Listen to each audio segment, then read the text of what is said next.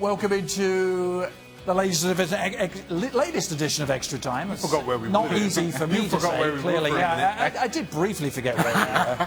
It's right here. It's been so long. Really big. There it is. Yeah. Yes, It's a giveaway.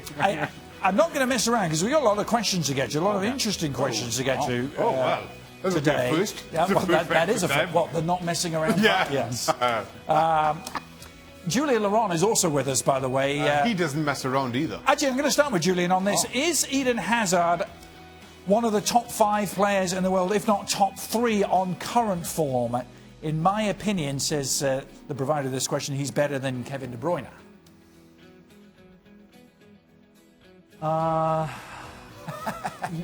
Yeah, top 10 I give him. No, top he said top right 5. Now, top 5. I'm not sure Eden is in the top 5 right now. I can easily see 5 players in a better form than him right now. And you know, he had a very good World Cup. Well, he had a good World Cup, let's say, and he started the season, you know, fairly well, I would say, under Sarri at Chelsea. But I still think there's much more to come from him this season when he's going to be at his peak physically, for example, fitness-wise, but also when the Sarri's team and Sarri ball is making Chelsea playing better and himself as well. Seems like we have this conversation a lot about Hazard, just where he is in the grand scheme of things. Where do you have it? Well, I would suggest that when we were having the conversation last week or the week before, whenever it was about the award from FIFA, the best or what have you, and then it's surrounded about whether Messi belonged in the list, why was he not in the finalists, was Mbappe, if he was not Mbappe, then Griezmann should have been there. The name of Eden Hazard did not come up in that discussion whatsoever. Now, it doesn't mean that he's not going to get to that point, but I do think that right now he's just on the outside looking. Barely on the outside looking in, but still outside. Between 5 and 10 maybe, but Yes. not top 5. Between 5 and 10, yeah. Top 5 now. Right. But he's close. Yeah. He's a neighbour. He's been close for a long time, hasn't he? So we're all mourning the loss of the UEFA Nations League, as we talked about at the top of the show. Armando wants to know what you thought about the first wave of Nations League games, and you've got a lot of ways you can go with this. Success, failure, pointless, can't wait for more. Where are you on that spectrum, Shaka? Success. Yeah? Unequivocal? I like the Nations League, in particular for what it means and what it provides for the smaller countries. Yeah, success. Success? Success, and I wouldn't go as far as can't wait for more, but success. I do think that it's achieving what it was set out to do. Would you go that far, Julien? Can't wait for more? I'll go with success, like the Okay. boys. But you know what? It made me watch teams that I wouldn't have watched if they were playing friendlies, for example. So I like that side of it. I like watching games that matters really, where both teams are up for it and they're this sort of similar level as well. I think that's better than a one-side game, for example. So no, I liked it. I thought it was cool. Watch out for Luxembourg, Julien. Watch out for Luxembourg. They're coming on strong. They're going for promotion.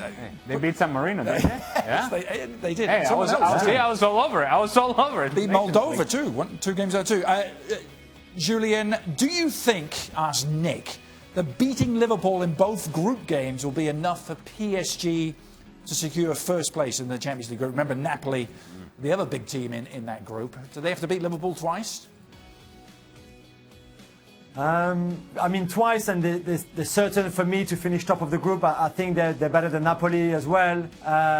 If you beat Liverpool at home and you lose away, for example, considering that the away game is your first one in that group stage, that might not just be enough. But if you look at last season, they finished top of their group, and they had Real Madrid in the draw in the last 16 and they lost to them. So finishing first or second, I'm not sure they will care that much about it. But I think starting well away at Anfield at Liverpool will be really what matters the most to them. Not so much if they finish first or second after that. Right.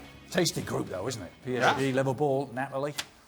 Well, apparently it doesn't matter, according to Gary Neville. No. Like, oh, Just jack it. Hey, Just let the kids play. we're out. You guys take it. Go ahead. Yeah. Remet really cuts to the heart of the matter here. Who's your favourite comedy talk show host? How we went from the Champions League to comedy talk show host, but Favorite think of them comedy all. talk show host. I'll throw mine out there. I'm a Bill Maher guy. I love Bill Maher. I enjoy me some little HBO. David Letterman back in the day. Yeah. Yeah.